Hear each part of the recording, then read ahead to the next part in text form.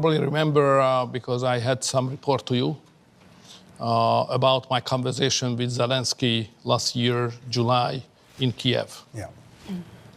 My mission was to help to put together a peace, or at least ceasefire. And I never said publicly anything on that. But now probably I can do.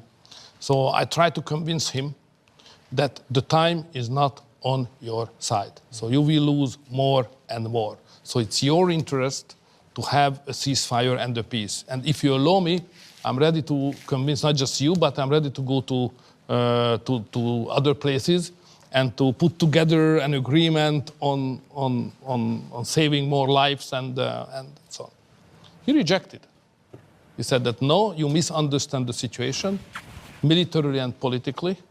First of all, the time is on the side of Ukraine because they will win militarily. Oh, I said, oh.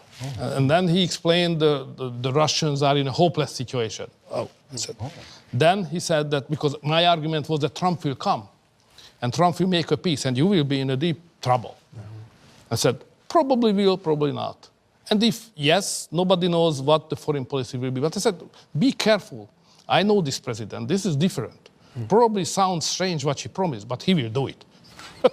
so he's not a typical Western leader who's saying something to win the election and doing something different. No, don't misunderstand. He will do exactly what he's speaking about. So you are on the loser side, and time is not on your side. So it's your interest to have a peace as soon as we can. And he rejected. So that was my story. So back to your question. Otherwise, my experience with the president of the Russians were also a kind of rejective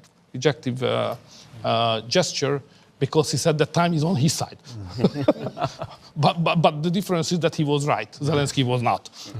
So therefore, it was a total rejection, as you remember. Yeah. That's the reason I went to Beijing and then Mar-a-Lago and so on. Anyway, to put together something. I was not able to do that. It was too big challenge to me, but at least I tried.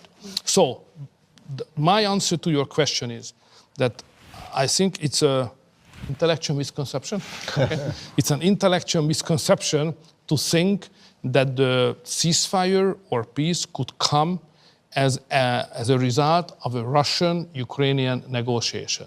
It will never happen. The peace is not coming from that source. The peace and ceasefire could come exclusively only Russian-American negotiation, whether we like it or not. Do you believe whether Europeans are ready to accept or not, whether the Ukrainians accept or not. Finally, the only way to make peace and agreement is a Russian-American agreement. And not only on the war, and not only on territories and border lines and whatever, but on trade, energy, investments. So it's a bigger package. NATO enlargement. NATO enlargement, a big package.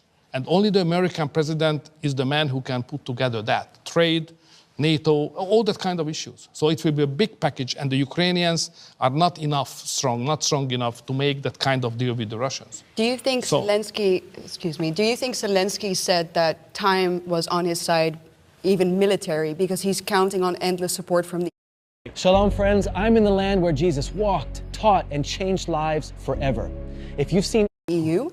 I think so, definitely. But did he actually believe it as well? Right, that's the question. I think, okay, there are two possibilities. He was honest or he was not honest. But I think he was. He thought seriously.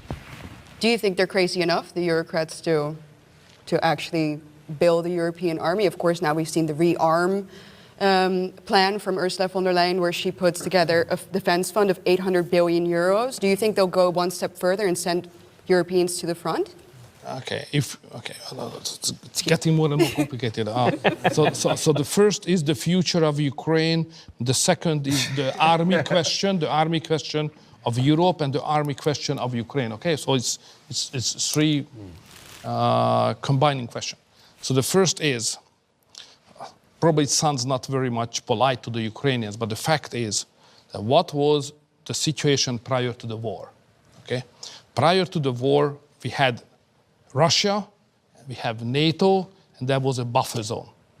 And the buffer zone called Ukraine. That was the situation. Then the Europeans and the Americans decided, and probably convinced the Ukrainians as well, that de facto they should move ahead that Ukraine becoming member in order to become member of the Western structures. Even legally, they cannot be member of NATO, but practically they will be.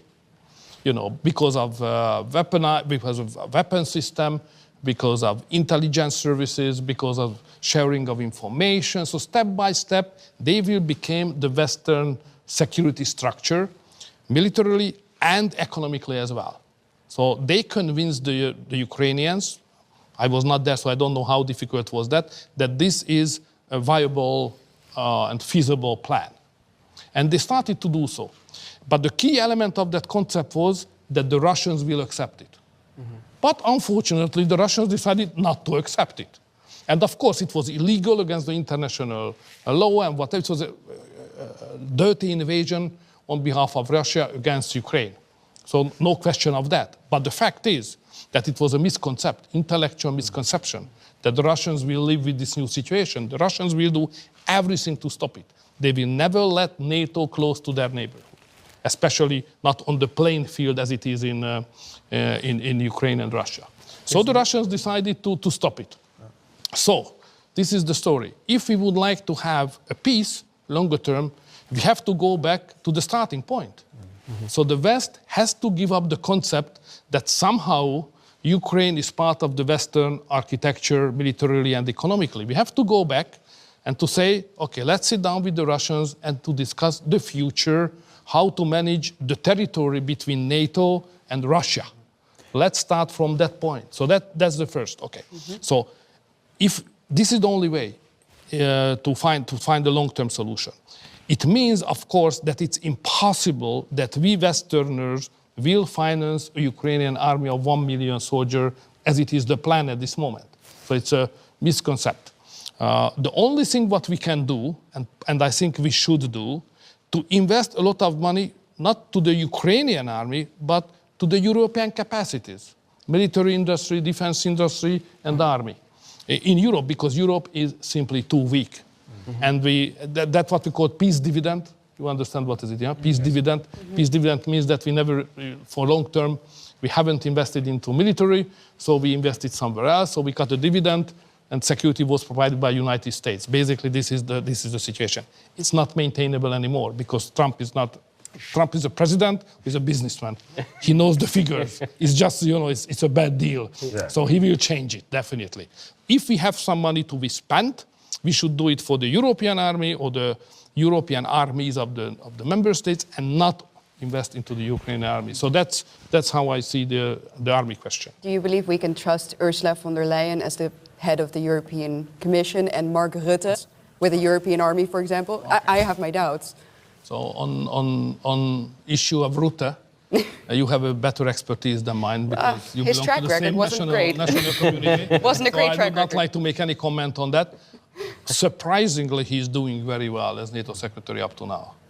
I had a chance to see him 3 times, and he was okay. I had a lot confrontation as I wish he was nicer to you. We were ashamed. He was brutal on me. Rude. And disrespectful. And he humiliated the Hungarian nation. He tried to humiliate the Hungarian nation. So Yes. He said that Hungary should forced on their knees. Yeah, shame on him because he forced our country on its knees. So I had a lot of confrontation with him. But the fact is that now in his new capacity,